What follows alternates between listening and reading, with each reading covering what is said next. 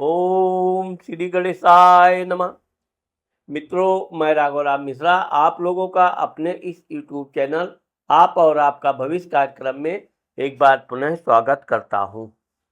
आज हम बात करने वाले हैं कन्या राशि के लोगों के जीवन में अभी राहु का राशि परिवर्तन होने जा रहा है। 2025 में 3 ग्रह राशि परिवर्तन कर रहे हैं, गुरु, शनि, राहु।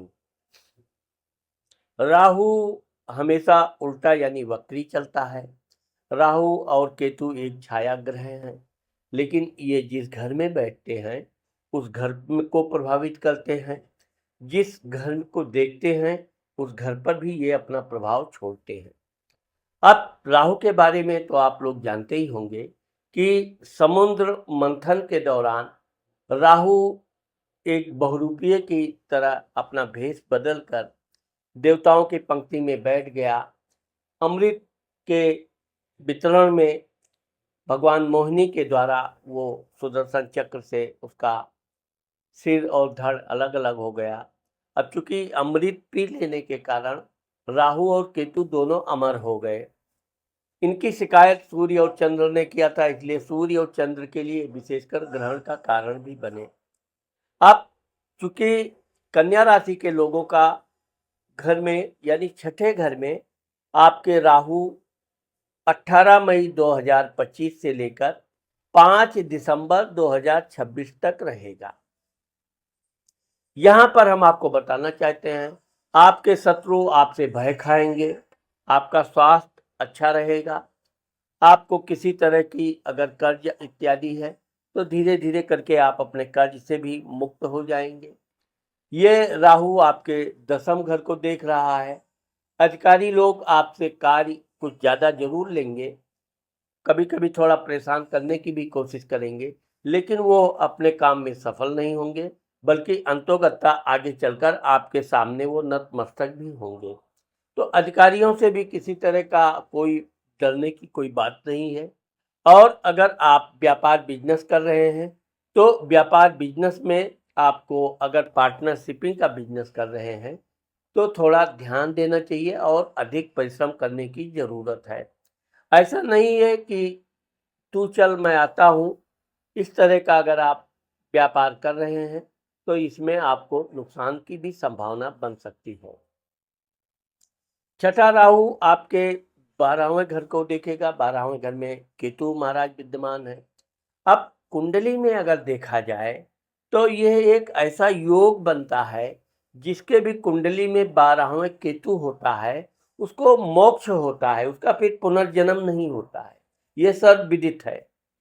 अब लेकिन कन्या राशि के लोगों के 1.5 साल तक ये केतु आपके 12वें घर में रहेगा।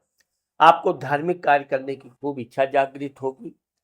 धार्मिक कार्य करने में आप दूर दराज की यात्रा भी करेंगे, तीर्थ यात्रा भी करेंगे। साथ ही ये राहु थोड़ा आपको खर्च में वृद्धि भी कराएगा, क्योंकि राहु आपके 12वें घर को देख रहा है। फिर भी आप अपने धार्मिक कार्य करके, धार्मिक यात्रा करके प्रसन्न होंगे। आपके परिवार के सभी सदस्य आपके साथ यात्रा पर जाएंगे और आपको इससे अति प्रसन्नता होगी। अब चूंकि राहु आपके धन, कुटुंब, वाणी भाव को भी देखेगा। राहु की दृष्टि, मैंने आपको बताया कि राहु की दृष्टि पड़ने से राहु बेवजह अहंकारी बना देता है।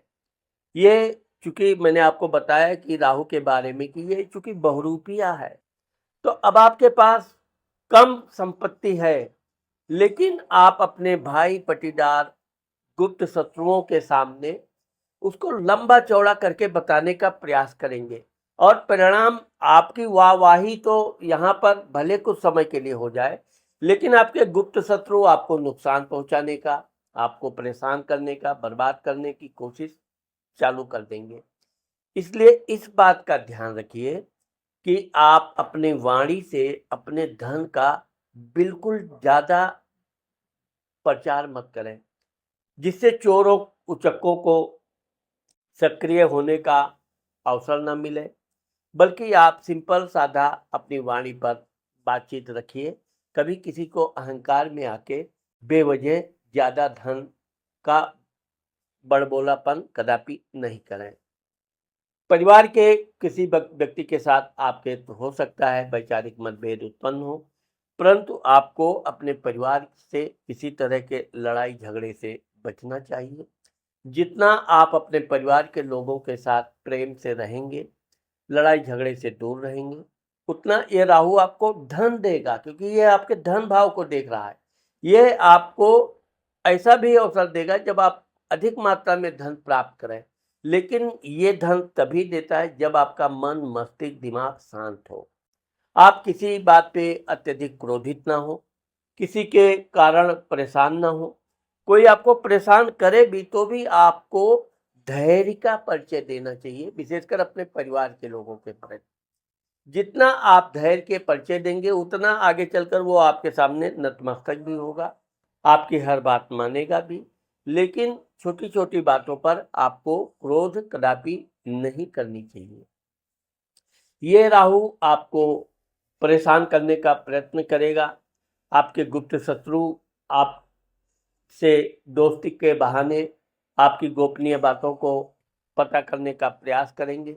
यहाँ पर आपको सतर्क रहना है और अपनी कोई ऐसी गुप्त बात नहीं बतानी चाहिए जो आगे चलकर भविष्य में आपको किसी तरह का समस्या का कारण बन जाए।